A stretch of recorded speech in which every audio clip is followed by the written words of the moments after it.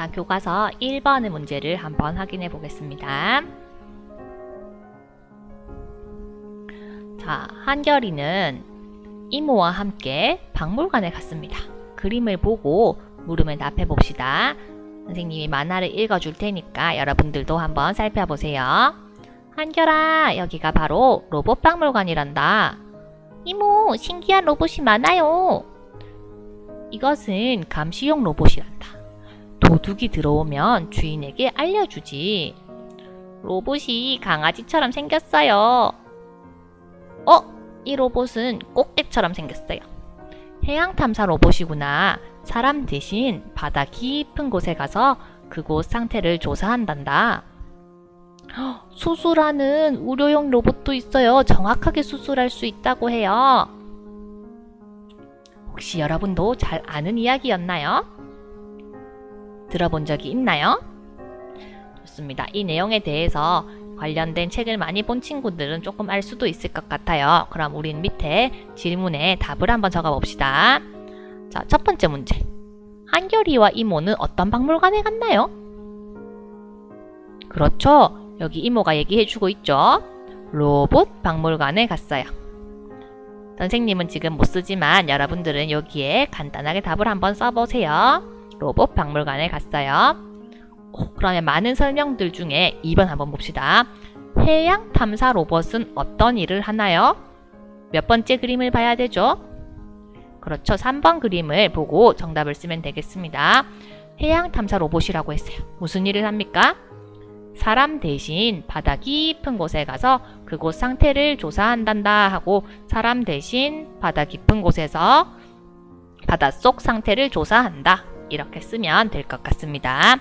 자, 사람들은 바다 안에 들어갈 수는 있지만 아주 깊이 들어가면 숨을 못 쉬어서 조금 힘들겠죠. 그래서 이렇게 로봇을 만들어서 바다 아주 깊은 곳에 넣어두고 우리가 잘 보지 못하는 다른 심해의 생물 그리고 지형 이런 것도 탐사하는 로봇이에요. 자, 그래서 여기다가 해양탐사 로봇이 하는 일은 이모의 말을 잘 이용해서 정답을 한번 적어보세요. 자, 그래서 이렇게 로봇 박물관에 이모랑 갔다 오고 나서 한결이는 지금 보세요. 배운 게 엄청 많았죠? 그래서 이 본 게 너무 신기해서 학급 누리집, 학급 홈페이지에다가 어떤 글을 썼어요. 한번 한결이가 쓴 글을 읽어봅시다. 로봇은 여러 가지 일을 합니다. 감시용 로봇은 도둑이 집에 들어오는지 살피는 일을 합니다. 해양 탐사 로봇은 바다 깊은 곳에 가서 그곳 상태를 조사합니다.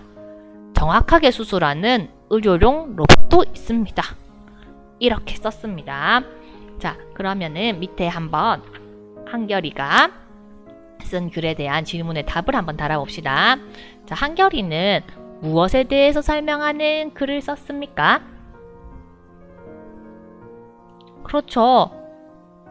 로봇이 이런 일도 한다 라고 썼어요. 그래서 로봇이 하는 여러 가지 일에 대해서 썼습니다. 다시 한번 불러줄게요. 로봇이 하는 여러 가지 일에 대해서 써보았어요. 자, 그러면은 2번 문제가 지금 푸는 문제 중에 가장 중요한 문제예요. 잘 봅시다. 한결이가 쓴 글, 요 글에서 가장 중심이 되는 문장. 중심이 된다는 말은 여러분이 느끼기에 제일 중요한 걸 찾으란 얘기예요. 제일 중요한 문장을 한번 찾아서 줄을 한번 그어보세요. 선생님이 10초 드릴게요.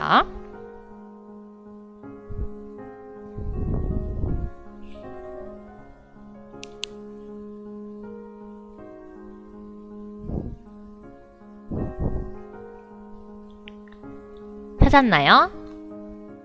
자, 제일 중요한 문장, 지금 문장이 하나, 둘, 셋, 넷, 4개가 있어요. 이렇게 점이 찍혀 있으면은 문장이 끝난 거예요. 그래서 총 4개의 문장이 있는데 제일 중요한 문장은 무슨 문장입니까? 그렇죠. 로봇은 여러 가지 일을 합니다. 요게 가장 중요한 문장이에요. 나머지 문장들, 감시용 로봇, 해양 탐사 로봇, 의료용 로봇 이야기는 요 여러 가지 일을 합니다 라는 것을 설명해주는 여러 가지 일에 대한 설명이에요. 그래서 이 모든 걸 다 묶을 수 있는 가장 제일 중요한 말은 로봇은 여러 가지 일을 합니다. 요 문장입니다. 그래서 여러분이 꼭 맞추었길 바라고 지금 못해도 괜찮아요. 왜냐하면 이번 단어 내내 우린 이렇게 중요한 중심이 되는 문장을 찾는 걸 할 거니까 요거 지금 못한 친구들도 너무 실망하지 말고 이번 단어형 공부를 같이 한번 해보시면 되겠습니다. 자, 지금 한결이는 이렇게 로봇 박물관에 갔다 와서 로봇 박물관에서 봤던 내용들, 여러 가지 일을 하는 로봇을 설명하는 글을 한번 써보았어요. 여러분도 이렇게 한결이처럼 어떤 내용들을 설명하는 글을 써본 적이 있나요? 한번 떠올려 보세요. 예를 들어서 책을 읽고 나서 책 내용을 설명하는 글을 쓸 수도 있을 것 같고요. 아니면 여러분이 어떤 미술 작품을 그리고 내 작품에 대해서 이 작품은 무슨 색을 썼고 무슨 재료로 무엇을 그린 거다, 그리고 만들 때 어땠다 하고 이런 것들을 작품에 대해서 설명하는 글을 써본 적도 있을 거고요. 아니면 여러분이 잘 아는 거, 내가 아는 만화, 영화, 아니면 내가 잘 알고 있는 캐릭터, 이런 거에 대해서 설명하는 글을 앞으로 쓸 수도 있을 것 같아요. 그래서 이번 단원에서 우리가 무엇을 할지 여기 개미 집들을 보면서 한번 파악해 보도록 하겠습니다. 자, 이번 단원에 선생님이 아까 앞에 얘기했죠. 해야 될 거 중심 문장과 뒷받침 문장이 무엇인지 알아볼 거예요. 그리고 이 중심 문장과 뒷받침 문장이 무엇인지 알게 되고 나면은 그 중심 문장과 뒷받침 문장을 파악하면서 글 읽기를 한번 해볼 거예요. 그래서 글 속에서 중심 문장, 뒷받침 문장, 이거구나 한번 알아볼 거고요. 자, 여기 두 번째까지는 우리가 계속 읽기 활동을 할 건데 이제 드디어 쓰기를 해야 돼요. 세 번째 문장에서는. 세 번째에서는 그래서 중심 문장과 뒷받침 문장을 여러분이 만들어서 어떤 특별한 문단 하나를 써볼 거예요. 문단은 몰라도 괜찮아요. 다음 시간에 선생님이 알려드릴 거예요.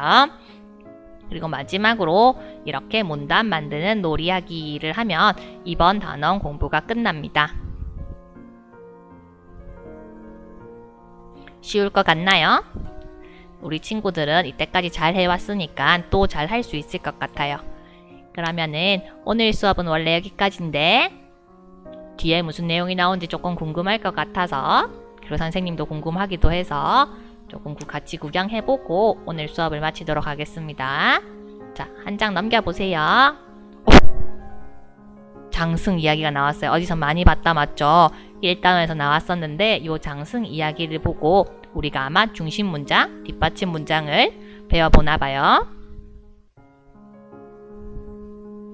그리고 옛날에 먹었던 과자들에 대한 이야기도 막 나오는 것 같아요. 여러분도 이런 옛날 과자 좋아하나요? 선생님은 그렇게 많이 좋아하진 않는데 그림을 보니까 또 하나 먹고 싶네요.